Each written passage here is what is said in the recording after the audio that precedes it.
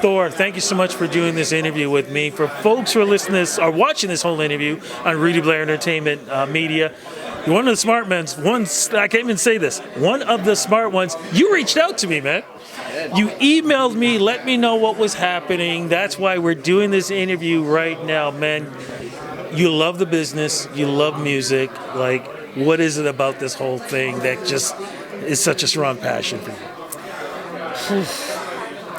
I've been trying not to do it for a couple of years, but it keeps bringing me in, and like my wife tells me, it's the only place I can go and time goes away because I'm always late for stuff.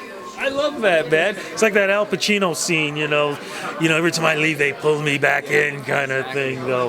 Why did you decide to get involved with Indie Week? Well, I met Daryl, the CEO, at Indigenous Music Conference in Winnipeg, and he's very active about promoting the Indigenous music scene. And since we're based in Nunavut, all of our music, it's Inuit, it's Inuktitut pop music. And so it just seemed a natural fit for me to come and talk to him, or talk to on the panel about this. And I mean, I'm here for 3 days. I'm here to learn as much as I can from everybody, and really bring that information back to Nunavut to help the artists that we work with connect to the broader music industry.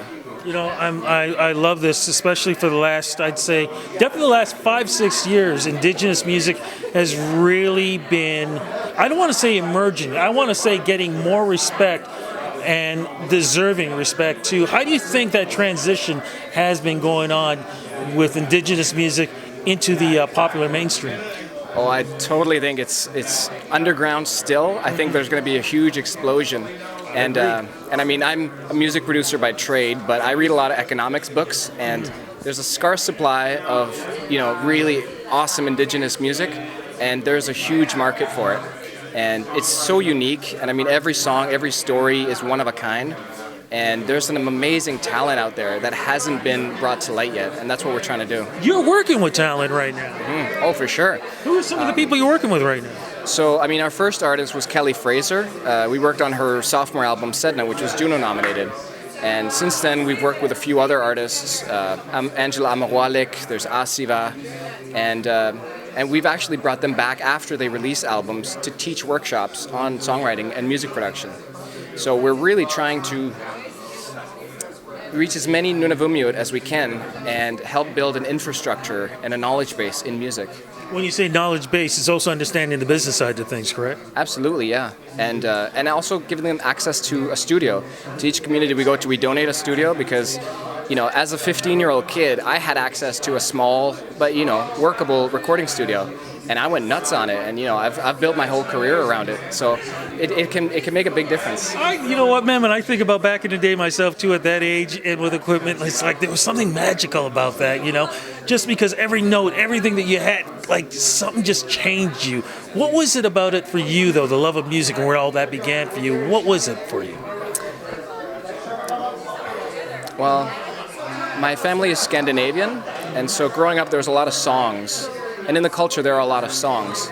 And I remember, especially when I was a teenager and a young adult, we'd sit outside parties and bars singing these like national songs in our language and like damn near crying because we're so proud to be Faroese. And I want to share that feeling with Inuit because there's not enough high quality Inuktitut music. And I really want people to feel that passion, to be proud of where they're from. Well, you're doing that, and hold on, I got to reach over. They want to reach over. You're doing that with this, my friend. If you want to show it to the camera there, that's your music, man. What am I looking at here? What is that? So it's on your hat too. So these are Inuktitut syllabics, and they're being phased out now. But it was a writing system that was brought north by the church to be able to communicate in Inuktitut. And so they're phonetics, so you can this is a, you, ni. So as a graphic designer as well, I like to get the southern audience. We call everyone south of Yellowknife, that's the south. So I'm a southerner? Oh, for sure, yeah. Yeah, Americans find it really funny. Oh, people in Yellowknife are Southerners. Yeah. Canada goes very far north. You can fly north for 6 or 7 hours. It's crazy. Yeah. I believe it. Sorry, I was interrupting you. You were just saying we were talking about the name of this and as a graphic designer. Yeah. So the name Ayungi, it actually comes from Ayungituk, which is Inuktitut for capable people. And the idea behind it is we want to find these capable people and basically just polish their work and make it palatable to a global audience. We really want to export Inuktitut music. What kind of songs are we hearing on this? Most of them are either pop or hip hop, and it's a very cohesive album, so it sounds like a well put together album. The sound is very modern. It's electronica, hip hop, and pop. Any chance that we're going to get more tours and more music coming in 2020? Absolutely. We're actually trying some stuff out now, trying to get this on the road to really maximize exposure and to get experience for these artists, help them build their own careers. This is going to be cool. To see all this and check it out, social media is the place to go. Where do we go to follow you? Ayungi.ca, AJUNGI.ca, and there's links to all the socials, streaming, and downloads. Before we go, though, and any artist out there who's looking for advice or whatever, what advice can you give them right now? Call us. Hitmakerz.ca, Hitmakerz with a Z. We're always happy to work with new artists. You realize that's the best answer I've heard yet, right? Oh, really? No, I mean, I'm reading books and stuff on how real record labels work now and realizing that, coming from an artist perspective, it's crazy. Artists can do 98% of everything themselves. They just need that little push in the right direction. And I mean, all we've done is read a bunch of books. You know what? I changed my answer. That's my answer. Read a bunch of books about the music industry. But we're still going to add one more time what you said earlier. Call us? But call us. Hitmakerz.ca with a Z. Fantastic. Look, man, have a great indie week.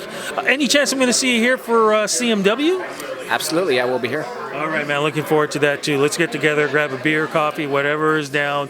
But thank you so much, man, for doing this interview with me. Thank you so much, Rudy. I appreciate it.